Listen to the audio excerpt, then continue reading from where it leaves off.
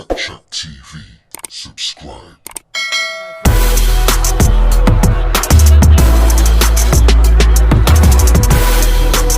He has also talked about it.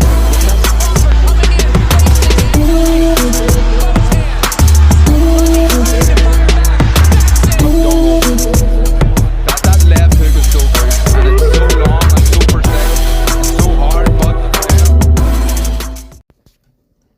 What's going on, guys? It's Backchat TV and I'm back again today. We're speaking about UFC 293, which just passed a little while ago. We all know who won. Adesanya lost the belt to Sean Strickland. We all know this already.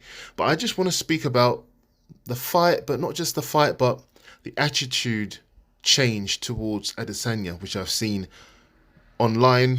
And it's kind of strange to me. So I don't know. I wonder if you guys can help me figure it out. It's mainly casual fans, and when I say casual fans, I mean people who, you know, not kind of like commentators that a lot of people know that are in the public eye.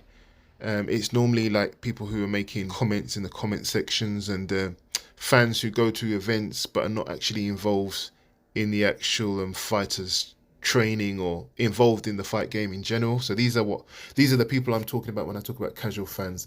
Now, I've seen a lot of people online really bashing Adesanya, not just about the whole thing with his dog and stuff like that, but just because he lost. A lot of people call him a fraud.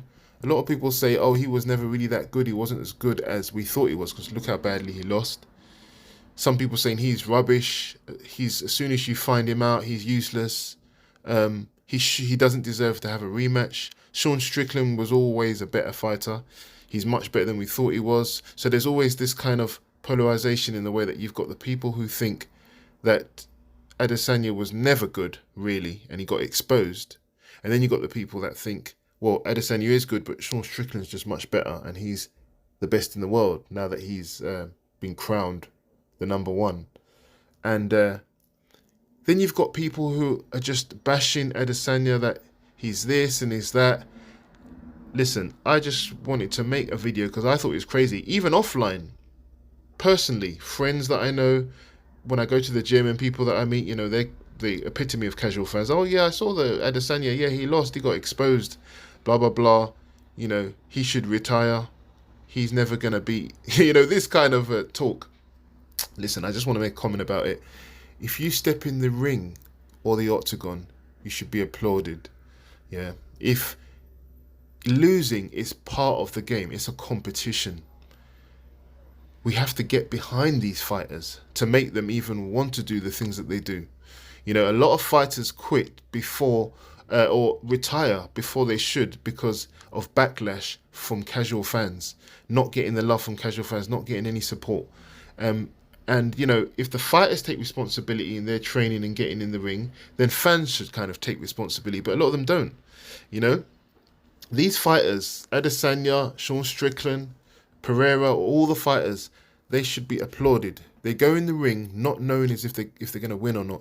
That's the whole nature of competition. Sometimes you win, sometimes you lose, and when you do lose, you plan on how you're going to rebuild and what tactics you're going to change in a rematch. People think, oh, you lost, you should retire.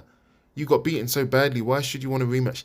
This thinking, I feel like these kind of casual fans, they're never, this kind of mindset that they have, they're never going to be successful in their own life. They're probably not successful and they never will be because the mindset that they have, it just doesn't produce successful thinking, and therefore it doesn't produce success in their own lives. And that's probably why they're projecting all this negativity on people that lose. It's making fighters scared of losing because of the backlash that they're going to get from these fans. These fighters are warriors. They have come to terms with the fact that they may lose and they still get in the ring.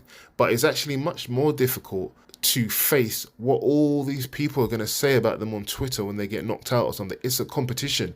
If we all knew who was going to win a fight before it happened, what would be the point of the competition? So we've got to stop thinking of when someone wins in a dramatic, really impressive way. We've got to stop thinking, oh, this is the new guy. No one's going to beat him. He's the best. And then when he loses, you know, he was useless. He was never any good. We got to stop that. You know, it's much better and certainly more productive to have a much more balanced overview of these fighters and assess these fighters. If you do make content like I do, if you do make content, it should be more balanced, and you should take into consideration that it's a competition. You know, if someone loses, okay, they lost, this is why they lost. What do you think they would need to do to come back in a rematch? Not, oh, they should retire, they lost, they're useless. You know what I mean? It's just kind of ridiculous. What I've been seeing is Adesanya's useless, he was never that good, Strickland was always better than him, and all sorts of things. These guys train every single day to be the best version that they can be. They can all beat each other on the night. All it takes is one person to make a mistake and the other person wins. All it takes is one particular style to meet another style that gels, and you can see a totally different result. Hence, if you look at this division, the middleweight division, Whitaker beat Cannonier, for example. Cannonier beat Strickland, but Strickland beat Adesanya. You know, so there's a lot of changing of the guards when it comes to this. And then you've got the South African guy, what's his name, Duplessis. You've got Duplessis beating Whitaker, one of the best fighters in the UFC. So what I'm trying to say is, it's just different styles, different game plans, and whatever is implemented, whoever implements their game plan best on the night wins. It's not that one fighter is really trash and he's a fraud and another fighter is godly or something. There's nothing like that. Of course you get, you know, big gaps in performance and ability, but most of the time it just comes down to game plan, who implements their game plan, who sticks to it the best. And there isn't much else to it. And as we've seen, you know, if we just go back a few months, when Pereira beat Adesanya, everyone said, oh, hands down, Pereira has Adesanya's number. He can't beat Pereira. Pereira is just better than him. He's bigger, he's more powerful. Adesanya hasn't got a chance. And people wrote Adesanya off completely. And Adesanya came back, implemented his game plan, and knocked out Pereira. Then everyone said, oh, you know what, Adesanya's a new champion, blah, blah, blah. Yeah, Pereira wasn't that good. You know what I mean? And it's just not like that. It's the same for Strickland. Strickland had a dominant performance over Adesanya. Adesanya could come back in a rematch and have just as dominant, even more dominant performance in a rematch. And then what would everyone say? You know, you got to just understand that it's a fight, and whoever implements their game plan the best on the night wins. It's not that one fighter is trash and the other fighter, do you know what I mean? So I tend to prefer to have this more balanced view. Adesanya lost the fight for certain specific reasons. You know, he tried to implement a game plan which wasn't right for Strickland, and Strickland was aware of the game plan that he was trying to implement, and so he didn't fall for it. Pereira, on the other hand, he did fall for the game plan that Adesanya was trying to implement, and that's why he got knocked out. That's the only difference. It's not that anyone is particularly better and one person is trash, and Strickland could lose the rematch very easily. Now, that's one thing I want to get out of the way. I was just ranting a little bit. I hate when kind of people come out with these statements and kind of just write somebody off. I really don't like that. I wouldn't write off any fighter, really, unless it's really obvious that they're falling below par, and then I would give my honest opinion about their chances. But these top fighters, you know, Whitaker could beat any of these fighters on their day.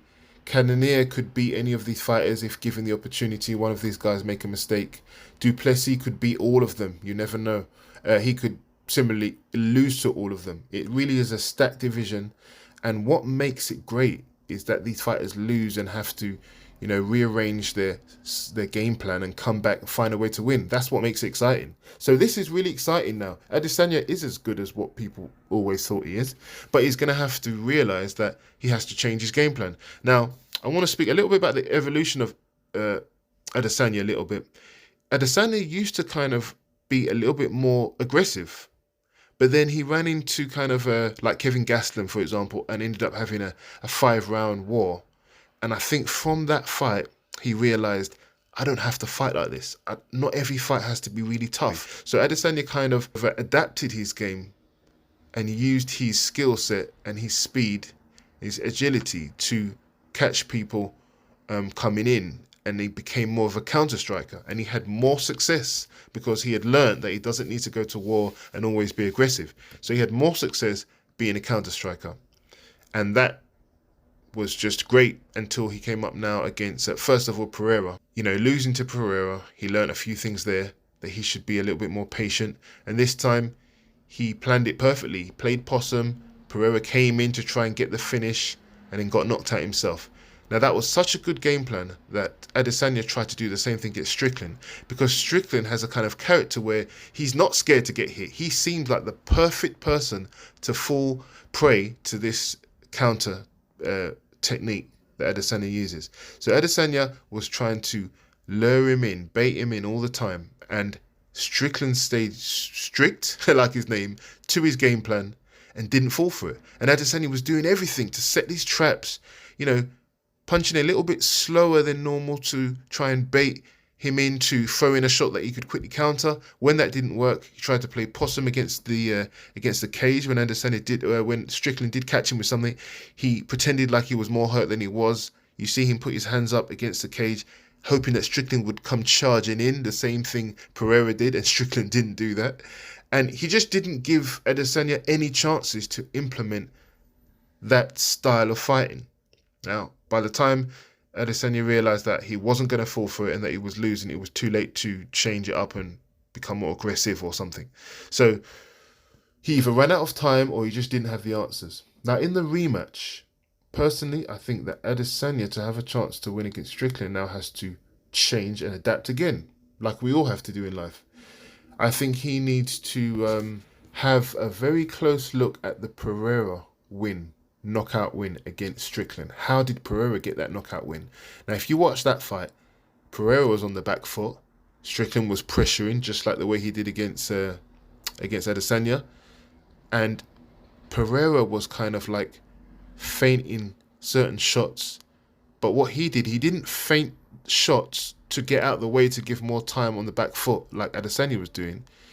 He feinted the target. You know, he turned a left hook into a left uppercut, or, you know, a jab into a hook, or vice versa, and that's what caught Strickland, because Strickland has this kind of static guard where he comes forward as he's got his guard up and he's just kind of adapting his guard depending on what you throw. He always gets his guard up, and he always moves his head slightly back just to take the impact of whatever you threw and catches it, either counters or just carries on walking forward. It's very difficult to beat, but if you do have the answer, you can get the knockout.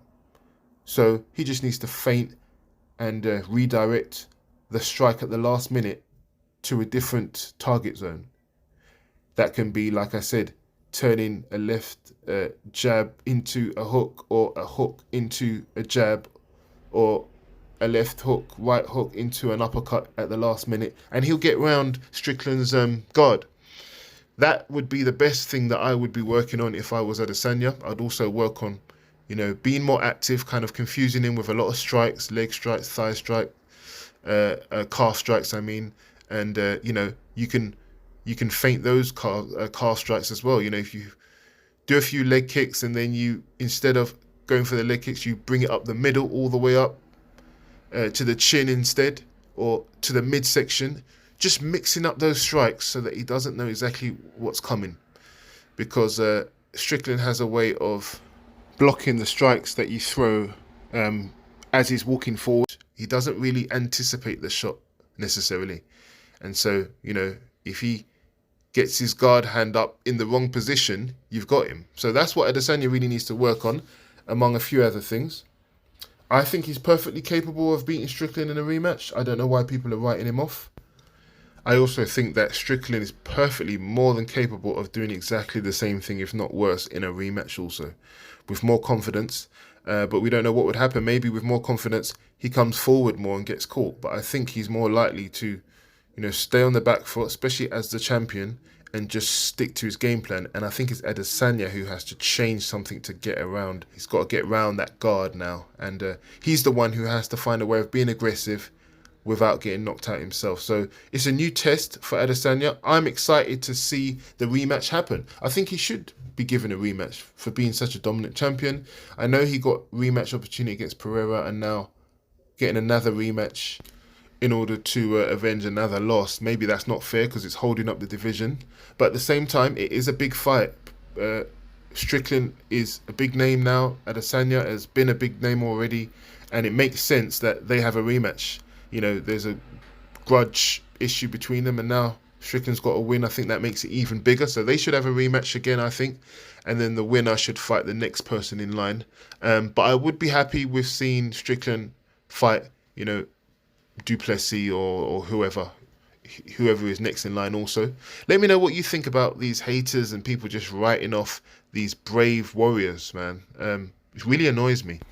I mean, it happens in boxing as well. People wrote off Ryan Garcia when he lost to Gervonta Tank Davis. And the guy's only young. I don't know how old he is, but he's just starting his career. How can he say he should retire because he didn't beat one of the best lightweights in the world, you know? Just ridiculous. So, yeah, let me know what you think. Does it kind of annoy anyone else? Casual fans, you know? Just be a little bit more balanced. That's what I think. Who do you think will win? What do you think would happen in a rematch? Do you think he deserves a rematch? Do you think there's other people much more deserving than Adesanya to get 2 rematch opportunities? Let me know in the comment section. I'm on to the next one. So, if you enjoyed my video, then don't be a loser and like, comment, share, and subscribe to my channel. You know you want to. Thank you.